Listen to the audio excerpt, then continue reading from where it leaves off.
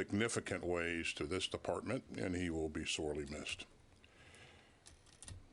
As you all know, back in March, we delivered our classified national defense strategy to Congress. And since then, the NDS has been the department's North Star as we tackle this century's biggest security challenges. So I'm pleased to announce that the department is now publicly releasing our unclassified national defense strategy. And this strategy nests beneath President Biden's national security strategy, which was released earlier this month. I'd like to talk for a few minutes about how the NDS has shaped our work over the past 7 months and how we continue to implement it going forward. The key theme of the NDS is the need to sustain and strengthen U.S. deterrence with the People's Republic of China as our pacing challenge. As the President's national security strategy notes, the PRC is the only competitor out there with both the intent to reshape the international order and increasingly the power to do so. Now, my team and I have been laser focused on this issue since day one, including the China task force that I stood up, which produced a range of recommendations to focus the entire department on the China challenge. At the same time, the NDS bluntly describes Russia as an acute threat. And we chose the word acute carefully. Unlike China, Russia can't systemically challenge the United States over the long term. But Russian aggression does pose an immediate and sharp threat to our interests and values. And Putin's reckless war of choice against Ukraine, the worst threat to European security since the end of World War II, has made that very clear for the whole world. Now, the NDS is also clear-eyed about other serious threats, and that includes North Korea's expanding nuclear and missile capabilities. And meanwhile, Iran is moving ahead on its nuclear program, supporting dangerous armed proxies, and even exporting drones that Russia is using to terrorize Ukrainian civilians. And we remain vigilant against the ongoing threat from global terrorist networks, as well as from climate change, pandemics, and other dangers that don't respect borders. So the NDS charges us to defend the U.S. homeland, to deter strategic attacks against the United States and our allies and partners, to prepare to prevail in conflict when necessary, and to build a resilient joint force and defense ecosystem. So we've moved out under the NDS in 3 main ways: forging integrated deterrence, campaigning, and building enduring advantages. These 3 avenues inform all of our operations, activities, and investments. We're strengthening a 21st century combat-credible U.S. military that will deter aggression that threatens the interests of the United States or our allies and partners. And that means a military ready to tackle the full range of threats out there, harnessing the American spirit of innovation to meet the complexities of today's world. And first, we're seamlessly integrating our deterrence efforts to make a basic truth crystal clear to any potential foe. And that truth is that the cost of aggression against the United States or our allies and partners far outweigh any conceivable gains. So we're aligning the department's operations, activities, and investments across all theaters, across the full spectrum of conflict, and across all domains, especially in space and cyberspace. In space, we're working to field resilient satellite constellations to dissuade any adversary from testing our will and to ensure that we will prevail if they try. In the cyber realm, we're boosting our resilience and enhancing our capabilities to conduct military operations. And meanwhile, our nuclear capabilities remain the ultimate backstop for our strategic deterrence. And that's why we're fully committed to modernizing all three legs of our nuclear triad. Now, let me note here that this is the first time in the department's history that we conducted all of our major strategic reviews together. And that means the NDS, the Nuclear Posture Review, and the Missile Defense Review. The Nuclear Posture Review reaffirms that as long as nuclear weapons exist, the fundamental role of U.S. nuclear weapons is to deter nuclear attack on the United States, our allies, and our partners. Meanwhile, the Missile Defense Review underscores that missile defense contributes to integrated deterrence by undermining a potential foe's confidence in its ability to mount a successful attack. And so by weaving these documents together, we help ensure that the entire department is moving forward together and matching our resources to our goals. Now, the strength and combat credibility of the joint force remains central to integrated deterrence. And that's why our fiscal year 23 budget request included more than $56 billion for air power platforms and systems, and more than $40 billion to maintain our dominance at sea, and almost $13 billion to support and modernize our forces on land, and some $34 billion to sustain and modernize our nuclear forces. But integrated deterrence isn't just about the steps that we take on our own. It also means working even more closely with our unparalleled network of allies and partners to deter aggression in region after region. In the Indo-Pacific, you see the power of partnership with the historic AUKUS agreement, with our trilateral cooperation with Japan and Korea, and with our many multinational exercises to increase readiness and interoperability. In Europe, you see it with a united and resolute NATO, and with the extraordinary coordination of some 50 members of the Ukraine Defense Contact Group that we created to stand up for Ukraine's self-defense. And in the Middle East and Africa and Latin America, you see it in our efforts to bolster our allies and partners and improve interoperability and integration wherever possible. Second, the NDS emphasizes the day-to-day work of campaigning. And that means conducting and sequencing military activities that over time shift the security environment in our favor. And it means working to limit and disrupt malign activities by our competitors. So we're building and exercising the forces that we'll need in a crisis or a conflict, including requesting $135 billion in last year's budget to further invest in our readiness. We've updated our posture in the Indo-Pacific to make it more survivable against aggression. And with AUKUS, we're putting campaigning into action by linking our cutting-edge capabilities with robust military exercises alongside our allies. And third, we're building enduring advantages to further strengthen the foundations of the defense enterprise. And innovation is central here. Last year, for instance, we established the Rapid Defense Experimentation Reserve, which funds different parts of the department to work together to fill critical joint warfighting gaps. And our fiscal year 23 budget request included more than $130 billion for research, development, testing, and evaluation. Now, that's the largest R&D budget number in DoD history. We're also working in new ways with our industry partners, including by strengthening our supply chains in our defense industrial base. The department is also tackling the dangers of climate change, including ensuring that our military can continue to operate superbly in hotter and harsher environments.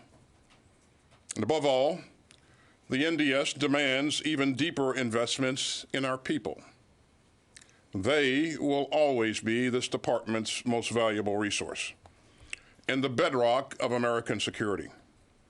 And that's why the president's budget includes a 4.6% pay raise for service members starting January 1st, 2023. And that's why I've recently directed the department to ease the strains that can come along with service. And that includes making it easier to secure housing and to move to new duty stations, to get superb child care, and to help military spouses advance their own exceptional careers. You know, our outstanding service members and their families do everything that we ask of them and more. Doing right by them is a national security imperative, and it's a sacred trust.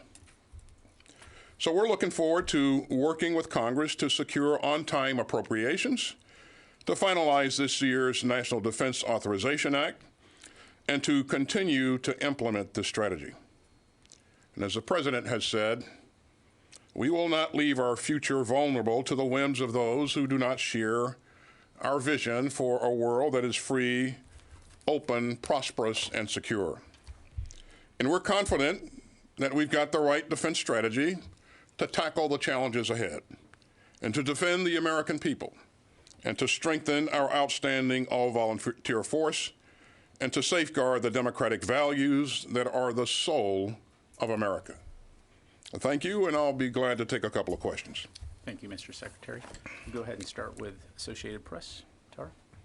Mr. Secretary, as Russia's invasion of Ukraine continues and it sustains continued conventional losses, are you becoming more concerned that it might be likelier to resort to a tactical nuclear weapon, as Putin has suggested? And secondly, how can the U.S. in kind of this new security construct prevent nuclear conflict from escalating, prevent Russia from using a tactical nuclear weapon, while, as your own strategy said, also possibly deter China from its own nuclear ambitions? So are we concerned about escalation? We are certainly concerned about escalation. We have been so from the very beginning of this conflict. And that's why we believe that it's important to communicate with our allies and partners, and also with our adversaries. And as long as we have the channels of communication open, and we're able to communicate, what's important to us, then I think we have an opportunity to manage escalation. So that concern's been there from the very beginning, and will remain cited on this going forward. But does the introduction of potentially using a tactical nuke enter a new era of nuclear deterrence? Well, I mean, it would be the first time that a nuclear weapon has been used in over 70 years, so that certainly has the potential of changing things in the international community. So this is the thing that I think if this happened, we have been very clear from the very beginning that you would see a very significant response from the international community. So this is important to the world, and again, we remain focused on making sure that we're going to do everything that we can help Ukraine to defend its sovereign territory, and we're going to continue to communicate that any type of use of a weapon of that sort, or even the talk of the use of a weapon of that sort, is dangerous and irresponsible. So, okay. Let's go ahead and go to Jen Griffin. Secretary Austin, Vladimir Putin again said today that Ukraine is planning to use a dirty bomb. Is Putin bluffing? And how does scrapping one of the few tactical nukes that was in development here in the Pentagon deter Putin right now? We have not seen anything to indicate that Putin has made a decision to use a dirty bomb, nor have we seen any indications that the Ukrainians are planning such a thing. The Ukrainians have, in fact, their leadership have indicated to us that that's not in their plans. So, again, we've seen no indications of that. It's important to make sure that we're talking to adversaries and allies alike, and making sure that we're tamping down dangerous talk and making sure that we maintain lines of communication. So, open. Scrapping the tactical nuke, the sea-based launch missile. Why do that now? Isn't that sending a dangerous message when you're trying to deter Putin and China? Jen, as you know, we have our inventory of nuclear weapons is significant. And so we determined as we looked at our inventory that we did not need that capability. We have a lot of capability in our nuclear inventory. And I don't think this sends any message to Putin. He understands what our capability is. And so, we'll continue to move forward. Let's go ahead and go to Tom Bowman, NPR. Mr. Secretary, you said repeatedly, and others in the administration have, and also in NATO, that it's up to Ukraine to determine how the war ends. It's their country. Now, President Zelensky and other Ukrainian officials have said they aim to push all the Russians out of Ukraine, not only in the east and the south, but Crimea as well. Now, you talk to Ukrainian officials repeatedly. You're an expert on ground warfare as a retired four-star. Is it realistic to think that Ukraine can push all Russian soldiers out of the entire country, including Crimea? Well, Tom, that's when you think about where Ukraine is today. There are not many people in the world who thought that they would be in this place because if you look at the capability that Russia has, arrayed against initially what the Ukrainians had, most people thought it was not possible to be where we are today.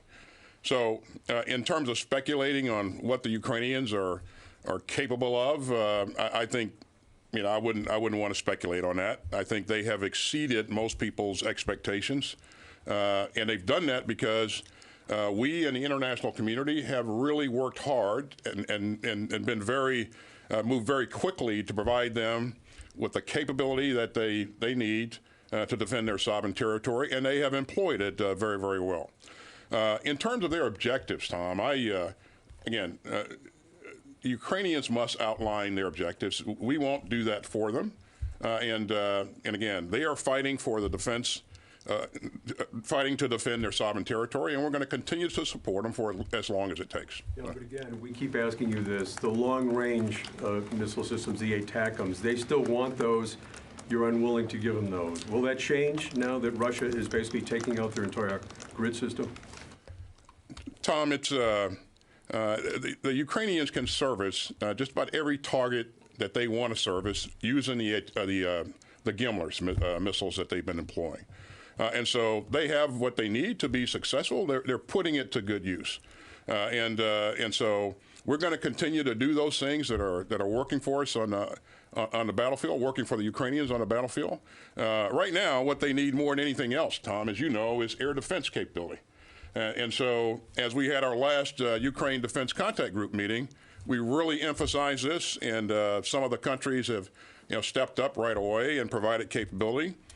We have been pressing hard to get them a NASAMS capability, and we expect that in the next, early next month, we'll be able to get the capability and train troops married up there in Ukraine. No announcements to make here today, but we're pressing hard to get that capability in. We saw Spain step forward and provide Hawk anti-aircraft capability, or air defense capability, excuse me. And that was commendable. We now have to get the troops trained on the Hawk system, and we're working on that. And we continue to press to make sure that where possible, countries provide as much capability in terms of air defense as quickly as they can to support Ukraine. Okay, we go to Megan, Military Times.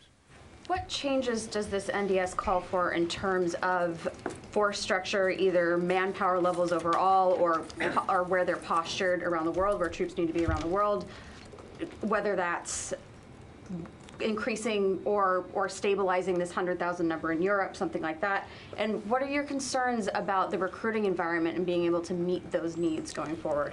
I'm confident that we'll have the force, Megan, to execute our strategy. And in terms of our force posture, we went through a force posture review very early on. There are incremental adjustments from time to time to that force posture laydown that we provided. And again, we have the ability to rapidly deploy capability to Europe, and you saw that exercise at the very beginning of this conflict as we deployed forces from heavy forces, armored forces from the United States to Europe very, very quickly. We could do that because of the things that we'd done with the European Defense Initiative, and we established pre-position equipment sites that troops could fall in on very quickly. And so those things have worked out very, very well for us. We're confident that we have the force to be able to execute our strategy. And in terms of recruiting, we continue to focus on this issue. This is a priority for me. It's also a priority for all of our service leaders. And so we continue to invest in those things that will allow us to recruit the best talent that's out there to man this incredible force. So, We have time for about one more. Go to Eric Schmidt, New York Times. Mr. Secretary, you said that if Vladimir Putin used a tactical weapon, nuclear weapon, there would be a very significant response from the international community. In your professional opinion, would a military response by the United States be a prudent action, or would that only continue to climb up this ladder of escalation? Well, Eric, I won't get into any potential responses here. I'm the guy that makes the recommendation to my boss on what we should do and how we should do it. And so I'll make sure that he has credible responses that are actually effective in terms of what we want to do, and as we always have. And so I'll just leave it at that. Ladies and gentlemen, that's all the time we have available for us today. Secretary Austin, thank you very much, sir. Thank you. One just on the Russia strategic nuclear exercise. Is there any concern that that could be a cover for a strike, a nuclear strike inside Ukraine? Are you confident that that's not what this is? It's something we continue to watch, and we haven't seen anything that cause us to believe at this point that that is some kind of cover activity. Thank you all Thanks, very much. everybody.